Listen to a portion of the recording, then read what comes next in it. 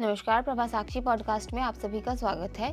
आज के इस पॉडकास्ट में बात करेंगे कि मणिपुर में कुकी उग्रवादियों की अब खैर नहीं, आरएसएस ने भी राज्य के हालात पर गंभीर चिंता जताई।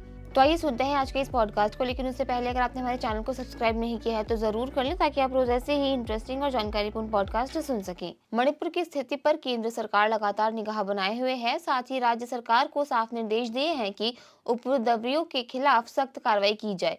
इस काम में राज्य सरकार की मदद के लिए अतिरिक्त सुरक्षा बल भी भेज दिए गए हैं। आरएसएस ने भी केंद्र और मणिपुर सरकार से कहा है कि शांति व्यवस्था को जल्द से जल्द कायम किया जाना चाहिए। इस बीच राज्य सरकार ने जिरीबाम मामले की जांच के लिए एक समिति गठित कर दी है ताकि लोगों का आक्रोश कुछ शांत हो। इसके अलावा एनपीपी की ओर से मणिपुर सरकार से समर्थन वापस लिए जाने के बाद एनडीए विधायकों की बैठक हुई, जिसमें राज्य सरकार का मजबूती से समर्थन करने का संकल्प दोहराया गया और कुकी उग्रवादियों के खिलाफ बड़े पैमाने पर अभियान शुरू करने पर सहमति बनी।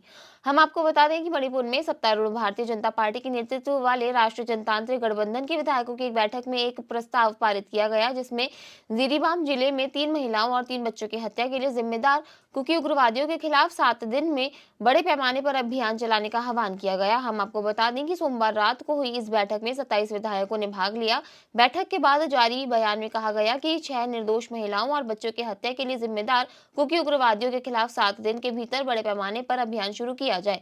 बयान में कहा गया कि 6 निर्दोष महिलाओं और बच्चों की हत्या के लिए जिम्मेदार कुकी उग्रवादियों को 7 दिन के भीतर गैर कानूनी संगठन घोषित किया जाए। प्रस्ताव में कहा गया है कि मामले की जांच के लिए तुरंत राष्ट्रीय अन्वेषण अभिकरण को सौंपा जाए। राज्य विधायकों की बैठक के बाद जारी बयान में कहा गया है कि केंद्र सरकार 14 नवंबर के आदेश के अनुसार तत्काल प्रभाव से अफस्पा लागू करने की समीक्षा करेगी। बयान में कहा गया है कि यदि इन प्रस्तावों को निर्धारित अवधि के भीतर लागू नहीं किया जाता है तो सभी राज्य विधायक मणिपुर के लोगों के परामर्श से आगे की कार्रवाई तय करेंगे। बयान में कहा गया है कि मणिपुर में शांति और सामान्य स्थिति सुनिश्चित करने के लिए केंद्र और राज्य सरकारें सभी आवश्यक कदम जल्द से जल्द उठाएंगी। विधायकों ने मंत्रियों और विधायकों की संपत्तियों पर हमले की भी निंदा की है। वहीं मुख्यमंत्री सचिवालय की ओर से जारी बयान में कहा गया है कि उच्चाधिकार प्राप्त समिति के निष्कर्षों के आधार पर उपद्रवियों के खिलाफ कानूनी कार्रवाई शुरू की जाएगी।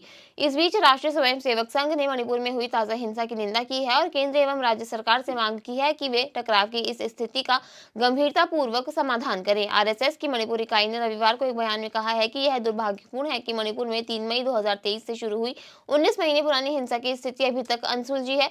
जारी हिंसा के कारण निर्दोष लोगों को काफी नुकसान उठाना पड़ा है। बयान में कहा गया है कि आरएसएस मणिपुर प्रांत महिलाओं और बच्चों की हत्या के अमान्य, क्रूर और निर्दयी कृत्यों की कड़ी निंदा करता है। बयान में कहा गया है कि यह कृत्य कायरतापूर्ण है और मानवता तथा सह अस्तित्व के सिद्धांतों के विरुद्ध है। केंद्र और राज्य सरकार को जारी संघर्ष का गंभीरतापूर्वक यथाशीघ्र समाधान करना चाहिए। दूसरी ओर मणिपुर सरकार ने कहा है कि उसे जीबीराम जिले में गोलीबारी की घटना के कारणों की जांच के लिए 2 सदस्यीय जांच समिति गठित की है। हम आपको बता दें कि इस गोलीबारी में एक व्यक्ति की मौत हो गई और एक अन्य घायल हो गया। इसके अलावा जिरीबाम के पारा इलाके में रविवार रात को संपत्ति को नुकसान पहुंचा रही भीड़ और सुरक्षा बलों के बीच झड़प के दौरान गोलीबारी में एक प्रदर्शनकारी की मौत हो गई और एक अन्य घायल हो गया। पुलिस यह पुष्टि नहीं कर पाई है कि गोलीबारी किसने की, जबकि प्रत्यक्षदर्शियों ने दावा किया है कि गोलीबारी सुरक्षा बलों की ओर से की गई। गृह विभाग द्वारा जारी नोटिस के अनुसार समिति की अध्यक्षता पुलिस महानिरीक्षक के कबीब करेंगे और पुलिस उप महानिरीक्षक निंगसेंग वारिंगम इसके सदस्य बनेंगे। बयान में कहा गया है कि समिति घटना के कारणों और परिस्थितियों की जांच करेगी और यह पता लगाएगी कि अधिकारियों सहित किसी व्यक्ति की ओर से की गई कोई गड़बड़ी थी। समिति को 30 दिन के भीतर अपनी रिपोर्ट प्रस्तुत करने के लिए कहा गया है। उधर मणिपुर के कुकी संगठनों ने एक मंच से कहा है कि जिरीबाम जिले में केंद्रीय रिजर्व पुलिस बल के साथ कथित गोलीबारी में मारे गए 10 कुकी जो युवकों के प्रति श्रद्धांजलि और एकजुटता प्रकट करने के लिए वे मंगलवार को चुराचांदपुर में एक ताबूत रैली निकालेंगे। जोमी छात्र संगठन, कुकी छात्र संगठन और हमार छात्र संगठन ने एक संयुक्त सार्वजनिक नोटिस में विद्यालयों और महाविद्यालयों को निर्देश दिया है कि वे कक्षा 10वीं से ऊपर के विद्यार्थियों को काली शर्ट पहनकर इस कार्यक्रम में भाग लेने के लिए भेजे। आयोजकों में से एक ने मीडिया को बताया कि वे मारे गए युवकों के प्रति सम्मान प्रकट करने के लिए प्रतीकात्मक रूप से 10 डमी ताबूत ले जाएंगे, क्योंकि मारे गए युवकों के शव अभी स्थानीय अस्पताल के मुर्दाघर में रखे गए हैं। मणिपुर में कुकी जो समुदाय के प्रमुख संगठन indigenous tribal leaders forum Khurram ने कहा कि मारे गए 10 युवकों की अंत्येष्टि अब तक नहीं की जाएगी जब तक कि उनकी पोस्टमार्टम रिपोर्ट उनके परिवार को नहीं सौंप दी जाती है। हम आपको ये भी बता दें कि केंद्रीय गृह मंत्री अमित शाह ने सोमवार को लगातार दूसरे दिन मणिपुर की सुरक्षा स्थिति और वहां सुरक्षा बलों की तैनाती की समीक्षा की।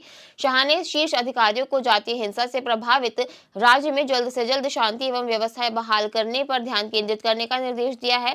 केंद्रीय गृह मंत्रालय मणिपुर में मौजूदा अस्थिर स्थिति से निपटने के लिए राज्य सरकार की मदद के लिए लगभग 5,000 अर्धसैनिक बलों की भी तैनाती वहां कर रहे हैं। आज के लिए इतना ही। अगले पॉडकास्ट में किसी और मुद्दे पर देंगे आपको विस्तृत जानकारी। तब तक के लिए जुड़े रहे प्रभा साक्षी के साथ।